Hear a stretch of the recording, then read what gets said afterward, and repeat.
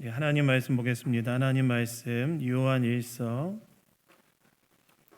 5장 1절로 12절까지 말씀입니다.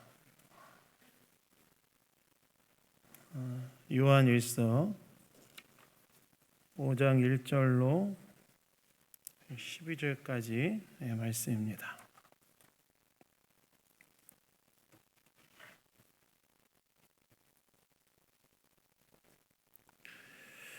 요한일서 5장 1절로 12절까지 말씀 우리 다 찾으셨으면 저와 교독하도록 하겠습니다.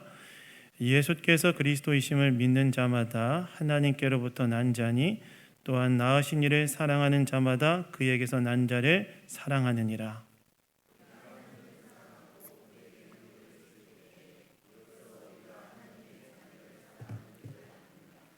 하나님을 사랑하는 것은 이것이니 우리가 그의 계명들을 지키는 것이라. 그의 계명들은 무거운 것이 아니로다.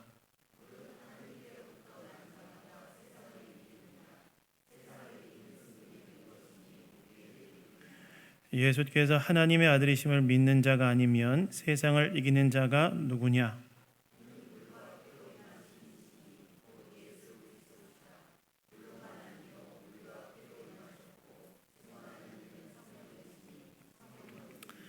증언하는 이가 셋이니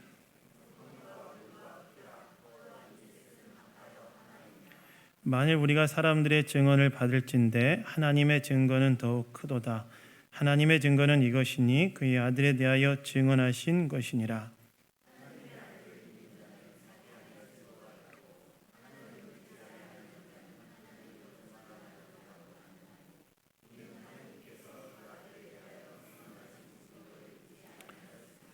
또 증거는 이것이니 하나님이 우리에게 영생을 주신 것과 이 생명이 그의 아들 안에 있는 그것이니라. 아들이 있는 자에게는 생명이 있고 하나님의 아들이 없는 자에게는 생명이 없느니라. 아멘.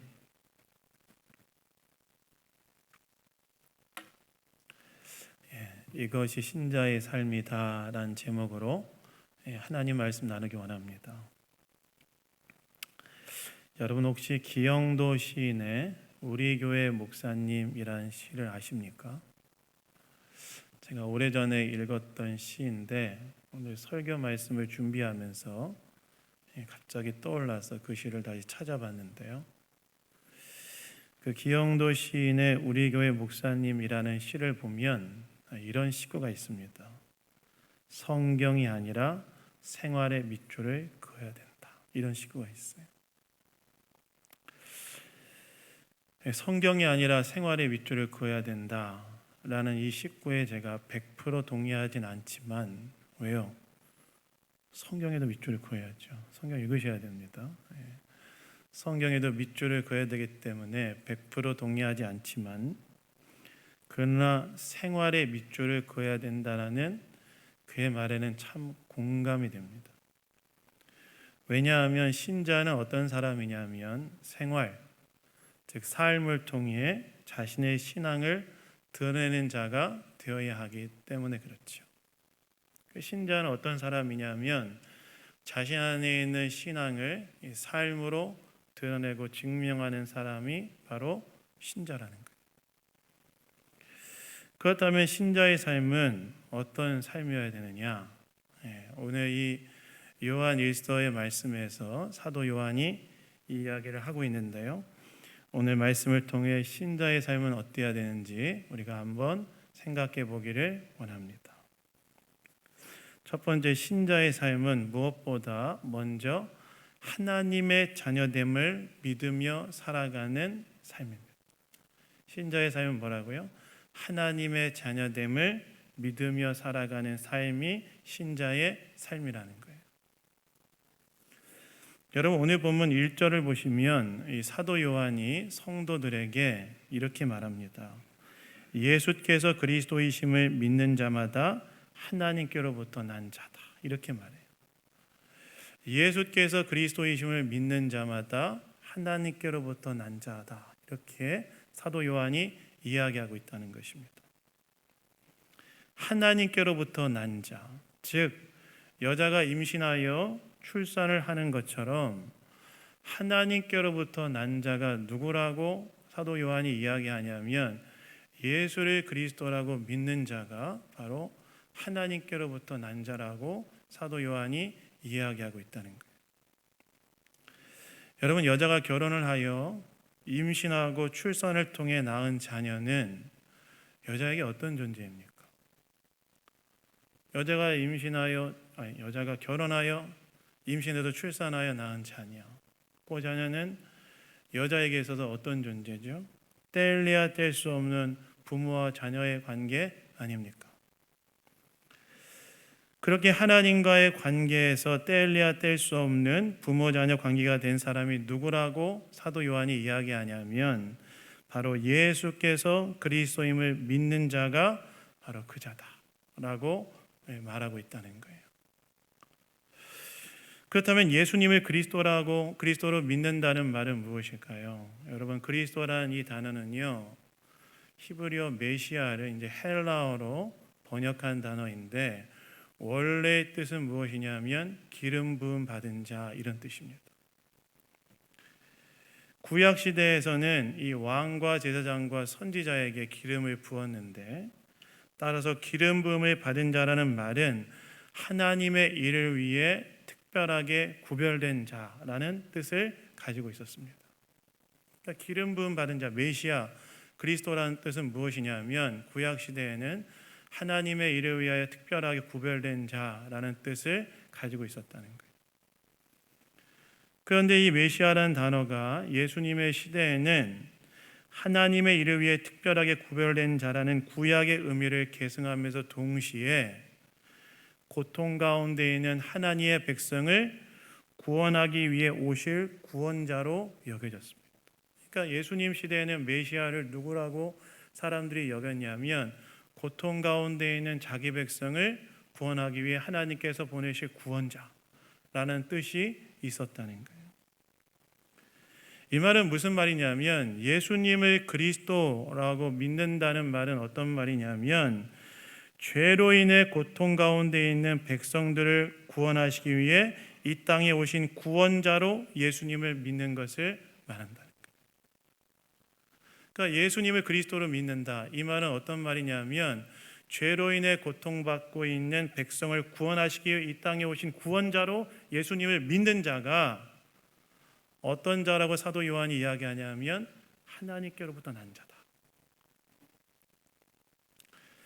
실제로 여러분, 예수님께서 이 땅에 오셔서 무엇을 하셨습니까? 예수님께서 이 땅에 오셔서 하신 일은 무엇입니까?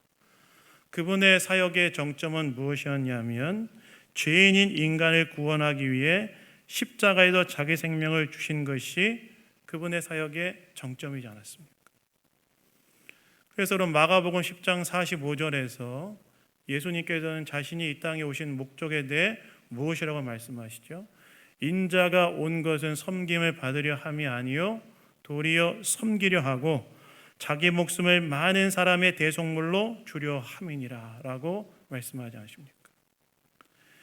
예수님께서 자신이 이 땅에 오신 목적을 무엇이라고 말씀하셨냐면 자기 목숨을 많은 사람들의 죄를 위해 대신 바쳐지는 대속의 제물로 주기에 오셨다고 이야기하셨다는 거예요. 바로 예수님을 그러한 구원자, 죄로 인해 고통받고 있는 인간을 그 죄로 인해 구원하기 위해 오신 구원자로 믿는 자는 하나님 편에서는 어떤 일이 일어난 것이라고 하냐면 마치 여자가 임신하여 해산의 고통을 통해서 자녀를 출산하는 것처럼 하나님 편에서는 하나님께로부터 낳은 자다라고 사도 요한이 이야기하고 있다는 것입니다. 다시 말해서 내가 정말 예수님께서 나의 죄를 대신 지시고 십자가에 죽으셨다는 사실을, 십자가에서 죽으신 구원자라는 사실을 믿는다면 나는 어떤 자라는 거예요? 하나님께로부터 나아진 하나님의 자녀가 되었다라는 거예요. 그래서 여러분, 내가 예수 그리스도를 구원자로 믿고 있다면 나는 하나님께서 낳으신 하나님의 자녀라는 사실을 믿으시는 저와 여러분 다 되기를 예수님 이름으로 축원합니다. 그리고 내가 예수님 믿는다, 하나님께로 낳은 자, 여러분, 여기에서 우리는 신자의 삶이 무엇인지에 대해 한 가지 중요한 교훈을 얻게 되는데요. 그것이 무엇이냐? 신자의 삶이란 무엇보다 예수님의 대속을 통하여 그분의 사랑받는 자녀가 되었다는 사실을 믿고 살아가는 삶이 신자의 삶이랍니다. 다시 말해서 신자의 삶의 본질에는 예수님의 십자가의 사역에 대한 믿음으로 말미암아 하나님께로부터 나아진 존재로서 그분의 자녀가 되었다는 사실을 믿으며 살아가는 삶이 신자의 삶이라는 것입니다. 그래서 여러분, 내가 예수님을 그리스도로 믿고 있다면 하나님과의 관계 속에서 뗄래야 뗄 수 없는 그분의 자녀가 되었다는 것. 그렇다면 내가 하나님의 자녀가 되었다는 말은 무엇일까요? 내가 하나님의 자녀가 되었다는 말, 그것은 이 세상을 창조하시고 다스리시는 하나님과의 특별한 관계 가운데 들어가 그분의 돌봄을 받는 존재가 되었다는 것을 뜻합니다. 여러분, 하나님 어떤 분이십니까? 저는 가끔 우리가 가지고 있는 하나님에 대한 상이 너무 작고 왜소하지 않는가 이런 생각이 들 때가 있는데요. 하나님 어떤 분이십니까? 하나님께서는 이 세상을 창조하시고 지금도 유지하시고 다스리시는 분이 하나님이시죠. 여러분, 한번 이 우주를 한번 생각해 보십시오. 이 우주가 얼마나 크고 장엄합니까? 여러분, 이 우주의 반대 끝에서 이 반대 끝까지 가기 위해서는 어느 정도의 시간이 필요한지 아십니까? 우주의 이 끝에서 이 끝까지 가려면 제가 찾아보니까 대략 960억 광년이 걸린다고 하더라고요. 여러분, 빛의 속도로 960억 년을 가야, 뭐 1억도 아니고 960억 광년을 가야 이 우주의 이 끝에서 이 끝까지 간다는 거예요. 여러분, 빛은 1초에 지구를 7바퀴 반 돈다고 그러죠. 그런데 빛이 지구를 1초에 지구를 7바퀴 반 도는데 그 빛의 속도로 960억 광년을 가야만 지구 끝에서 이 끝까지 간다는 거예요. 상상이 안 되지 않습니까? 우주의 크기가 그 장엄함이 상상이 안 되죠. 근데 하나님께서는 어떤 분이시라는 거예요? 그 우주를, 그 피조 세계를 말씀으로 창조하신 분이라는 거예요. 뿐만 아니라 그 하나님은 어떤 분이시냐면 지금도 그 피조 세계 전체를 유지하고 붙들고 또 다스리고 통치하시는 분이 하나님이시라는 거예요. 그렇다면 하나님이 얼마나 크고 위대한 분이십니까? 그런데 우리가 예수를 믿음으로 말미암아 그분의 사랑받는 자녀가 되었다는 거예요. 세상을 창조하시고 지금도 다스리시고 계시는 그 크고 위대하신 분의 사랑받는 자녀가 되고 그분의 돌봄을 받는 자녀가 되었다는 거예요. 바로 그분의 자녀로 돌봄을 받고 사는 것에 대한 믿음으로 사는 자가 바로 신자의 삶이라는 것입니다. 한 일본인 목사님이 미국에 있는 나이아가라 폭포를 방문했다고 그래요. 여러분, 나이아가라 폭포 가보셨습니까? 저는 못 가봤습니다. TV로만 봤습니다. 나이아가라 폭포 제가 보지는 못했지만 얼마나 크고 장엄합니까? 그래서 그 나이아가라 폭포의 모습을 본 목사님이 그 모습에 압도되어서 일본어로 우리 아버지의 솜씨가 놀랍다 이렇게 이야기했대요. 우리 아버지 솜씨가 놀랍다. 그러자 그 옆에 있었던 한 백인이 유창한 일본말로 혹시 크리스찬이냐 이렇게 물어봤대요. 일본말로 물어봤대요, 백인이. 그래서 이 일본인 목사님이 자신이 크리스천이 맞고 또 목사라고 밝히면서 그 백인한테 어떻게 그렇게 일본말을 잘하냐고 물어보니까 그 백인이 자기가 군인이었을 때에 일본에 주둔했던 경험이 있었기 때문에 일본을 잘한다 그렇게 얘기했대요. 그러면서 자기가 출석하는 교회가 이 근처에 있는데 자기가 담임 목사님과 상의해 볼 테니 혹시 자기 교회 수요예배 와서 설교해 줄 수 있냐고 물어봤대요. 그래서 일본인 목사님이 저는 괜찮다. 또 교회 담임 목사님께서 허락을 받아서 그 일본인 목사님이 수요예배 오셔서 설교하게 되었는데 양쪽의 승낙을 다 받은 그 백인분이 교회 사무실 안에 있는 월중 스케줄 계획표에 일본인 목사님이 오셔서 설교하는 날에 그 스케줄표에 뭐라고 적어놨냐면 이렇게 적어놨대요. 이렇게 다 이렇게 몰입시켜 놓고 재미없으면 이제 큰일 나는데 뭐라고 적어놨냐면 나이아가라 폭포 주인 아들이 와서 설교함.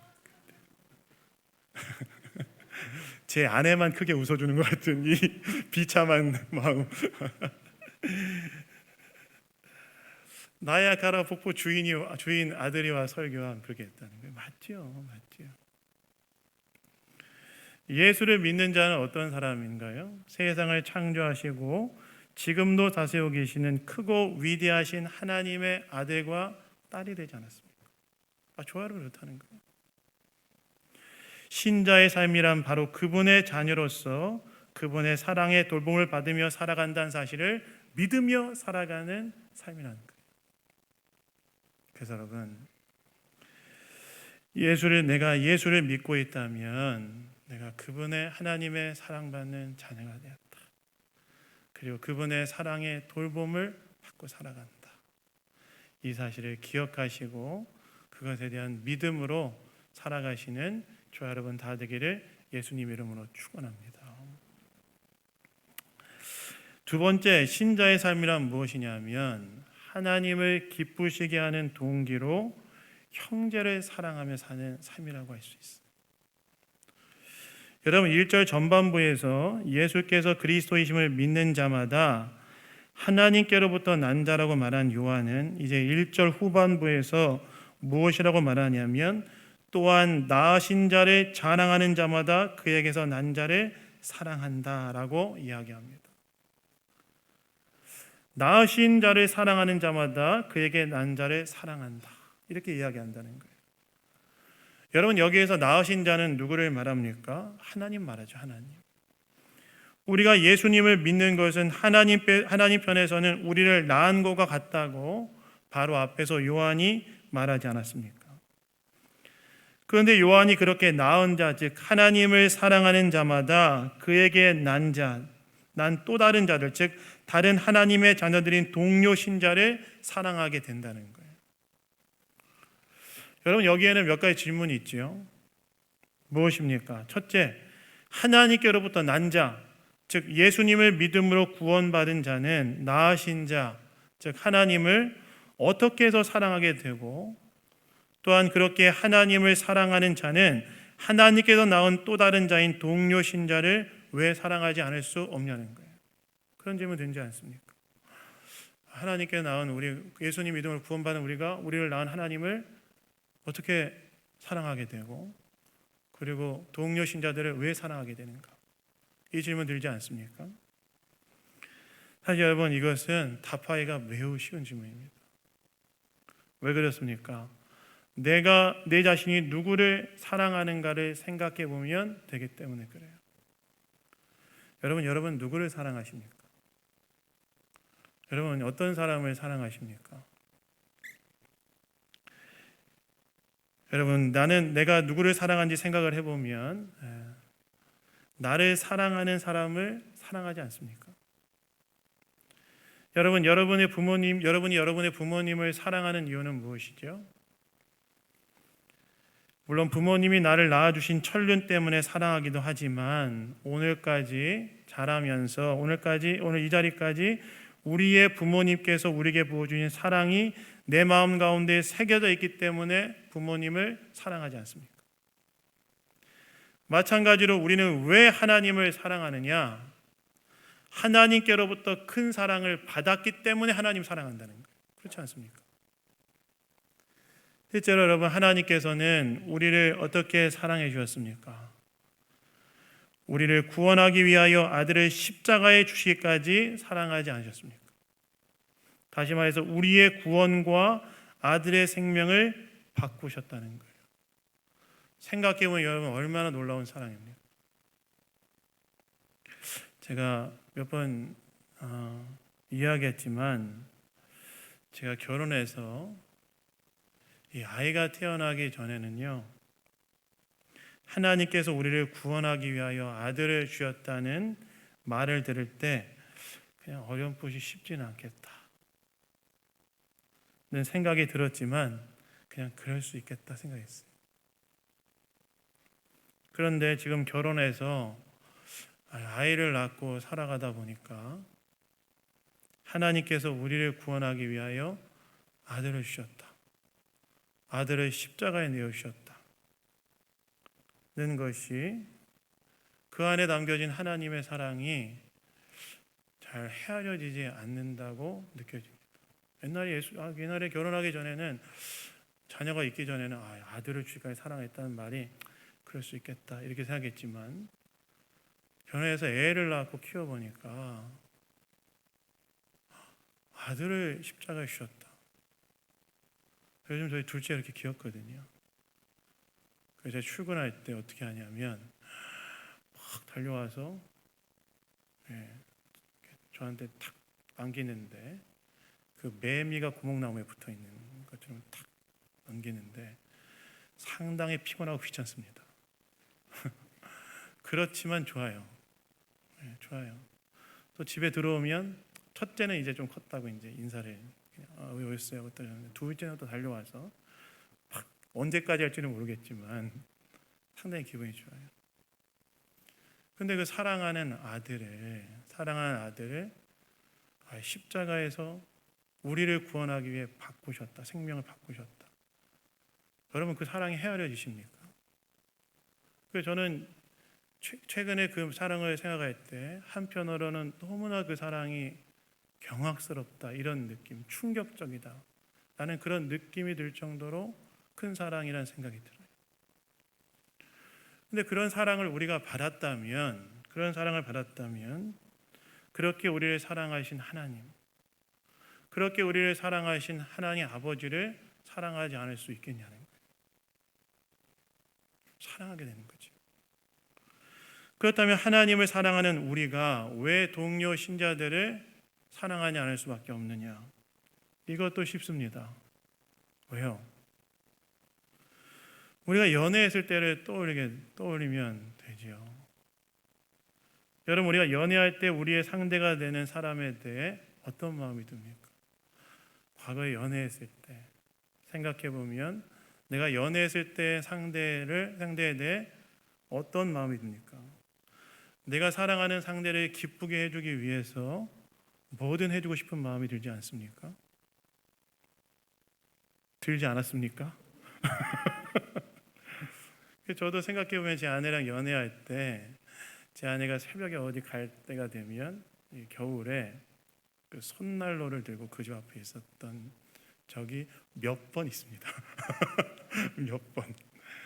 이게 무슨 말이에요? 사랑하는 상대에게 좋은 거를 주고 싶은 마음, 기쁘게 해주고 싶은 마음이 있지 않습니까? 여러분 오헬이라는 작가가 쓴 단편 소설인 크리스마스라는 선물 아시죠? 그 내용이 무엇입니까? 가난하지만 서로 사랑했던 부부였던 그 델라와 짐이 있었는데 짐에게는 뭐가 제일 소중한 물건이었죠? 할아버지로부터 받았던 시계가 가장 소중한 물건이었고 델라에게는 뭐가 제일 소중한 물건이었습니까? 길고 아름다운 갈색 머리가 제일 소중한 물건이었죠. 근데 크리스마스가 다가오자 이 짐과 델라가 서로를 사랑했기 때문에 어떻게 합니까? 서로에게 근사한 선물을 해주고 싶어서 좋은 선물들을 발견했는데 가난했기 때문에 돈이 없어 어떻게 해요? 짐은 자기에게 소중한 물건이었던 시계를 팔고 델라는 자기의 소중했던 그 크고 길고 풍성한 갈색 머리를 잘라서 파는데 짐은 뭘 샀어요? 자기 아내한테 주려고 머리핀 세트를 샀고 델라는 뭘 샀습니까? 시계줄을 샀죠.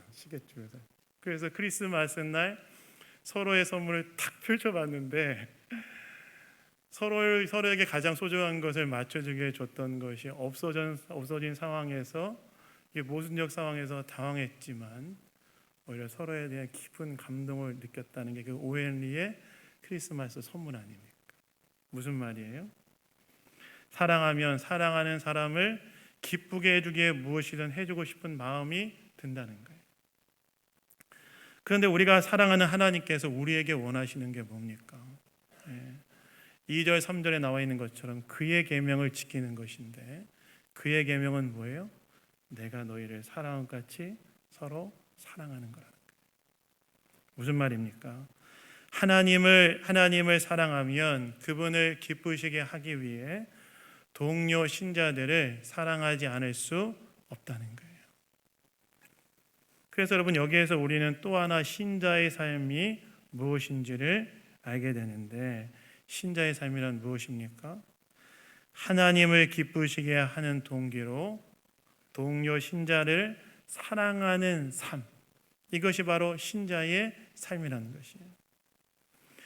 그래서 여러분, 우리는 신자로서 어떤 삶을 살아야 됩니까? 함께하는 동료 신자들을 사랑하며 살아야 되는 거예요.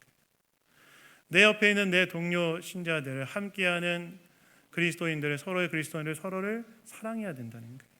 그것이 하나님께서 기뻐하신 일이라는 거예요. 물론 여러분, 우리는 때로 함께하는 형제 자매들에 대해 실망할 때도 있고, 또한 그들로 인해 마음이 상할 때도 있습니다. 그렇게 되면 어떤 마음이 듭니까? 때로 그들을 더 이상 사랑하고 싶지 않다는 마음이 들 때도 있죠.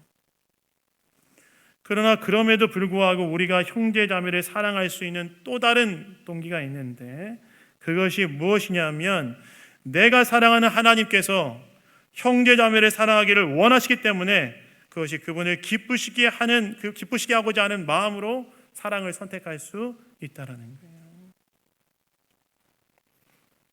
그래서 여러분, 물론 가장 좋은 것은 형제 자매를 진정으로 사랑하는 길일 것이지만, 그러나 때로 우리가 사랑하기 힘들 때 사랑할 수 있는 길은 무엇이냐? 바로 하나님을 기쁘시게 하기 위한 동기로 사랑할 수 있다는 것입니다. 그래서 여러분, 우리가 같은 교회 이름으로 모인 서로를 사랑하시기 바랍니다. 그것이 신자의 삶이에요. 서로를 사랑하십시오. 때로 서로에 대해 실망스러운 마음이 생기고 서로로 인해 마음이 상한다 할지라도 주님을 기쁘시게 하는 마음으로 사랑하기를 선택하십시오. 특별히 여러분, 사랑은요, 명사가 아니라 동사란 사실을 기억하시기 바랍니다. 사랑은 추상적인 무엇인가가 아니라 늘 행동으로 표현되는 거라는 거예요. 저는 이번에 그 여름 사역을 보면서 참 우리 교회 사랑이 참 많다, 이런 느낌을 받았어요. 지난주에 중고등부 수련회장에 제가 방문했는데, 정말 중고등부 아이들 그 저녁에 걔네들이 고기를 구워 먹었습니다. 정말 무섭게 먹었어요. 그 중고등부 수련회 우리 남자만 20명 왔다는 거 아십니까? 남자만, 여자는 한 명도 없고 남자만 20명 왔습니다. 충격적이었어요.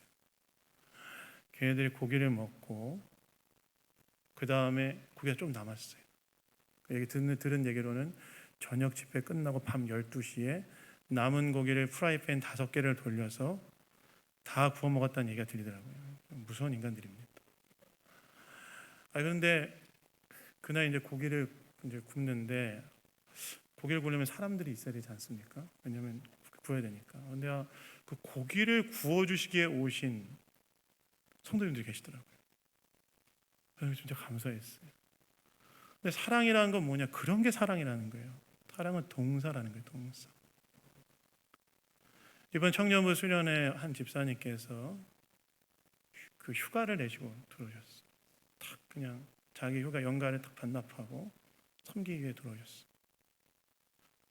그게 뭐냐? 사랑이라는 건 바로 그런 거라는 거예요. 사랑이라는 건 명사가 아니라 삶으로, 행동으로 표현되어지는 것이 사랑이라는 거예요. 그래서 여러분, 식당 봉사가 사랑입니다.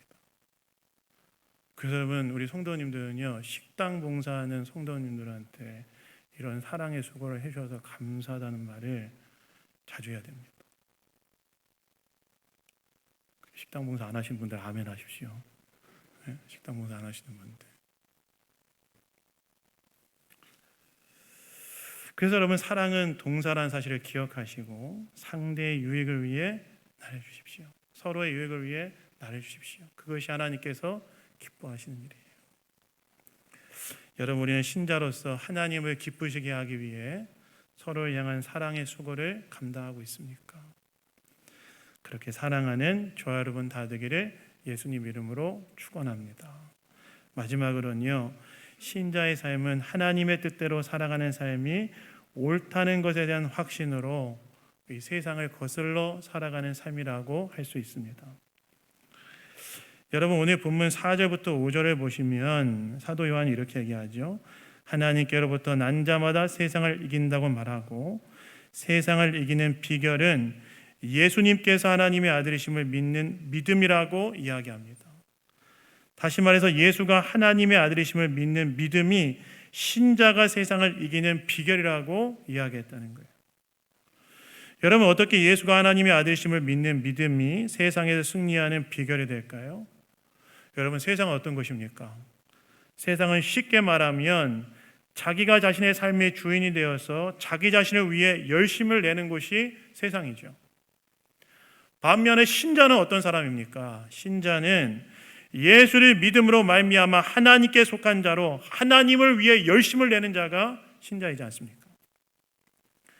그런데 이렇게 자기 자신을 위해 열심을 내는 세상에서 하나님을 위해 열심을 내는 자들이 승리하는 비결은 무엇이냐면 바로 예수가 하나님의 아들이심을 믿는 믿음으로 승리한다는 거예요. 어떻게 그럴 수 있을까요? 예수가 하나님의 아들이라는 믿음은 우리가 하나님을 위해 열심을 내는 이 삶이 옳다는 사실을 알려주기 때문에 그렇다는 거예요. 이 말은 무슨 말입니까? 예수가 하나님의 아들이란 말은 그분이 우리가 이 땅에서 진정으로 따를 가치가 있는 분이라는 사실을 우리에게 확신시켜주고, 따라서 예수가 하나님의 아들이라는 것에 대한 믿음은 자기를 위해 열심을 내는 세상의 한복판에서 그분을 위해 열심을 내는 내 삶이 옳다는 것에 대한 확신을 주기 때문에 세상을 거슬러 하나님의 뜻을 이루는 삶을 살게 한다는 거예요. 그래서 여러분, 신자의 삶은 어떤 삶이냐?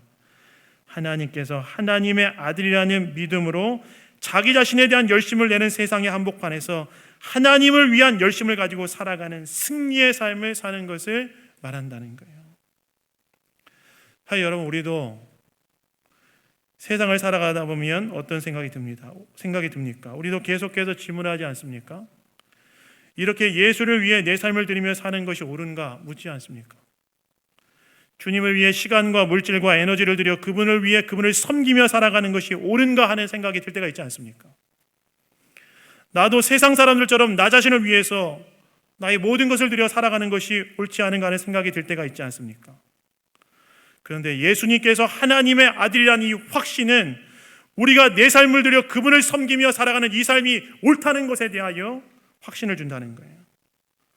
뿐만 아니라 예수가 하나님의 아들이라는 믿음은 하나님과 세상 사이에 갈등하는 누군가에게는 하나님께로 정확하게 돌아서서 그분을 위해 살아가야겠다는 분명한 이유가 된다는 것입니다.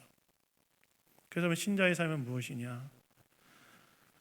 예수에 대한 분명한 믿음으로 그분을 위해 열심을 내어 사는 삶이 옳다는 확신 가운데 세상을 거슬러 살아가는 삶이 바로 신자의 삶이라는 거예요. 저는 가끔 제 삶이 마지막이 되었을 때 제 인생을 돌아보면서 어떤 감정이 들까 생각해 봅니다. 내가 죽음 앞에 놓였을 때. 그리고 정말 내 인생이 가치 있게 살았다는 느낌을 받고 싶다는 생각을 하게 됩니다. 그리고 이를 위해 다시 한번 예수 그리스도 그분을 위해 살아야 되겠다 다짐을 하게 됩니다. 왜 그렇습니까? 가장 가치 있는 삶이란 이 세상의 진정한 구원자이자 왕 되신 예수 그리스도 그분을 위한 삶이기 때문에 그렇습니다. 여러분, 애플 컴퓨터를 창설한 스티븐 잡스가 그 애플 컴퓨터를 창설하고 얼마 되지 않아서 당시 펩시콜라의 회장이었던 존 스컬이라는 사람에게 애플로 와서 CEO를 맡아달라고 부탁했다고 그래요.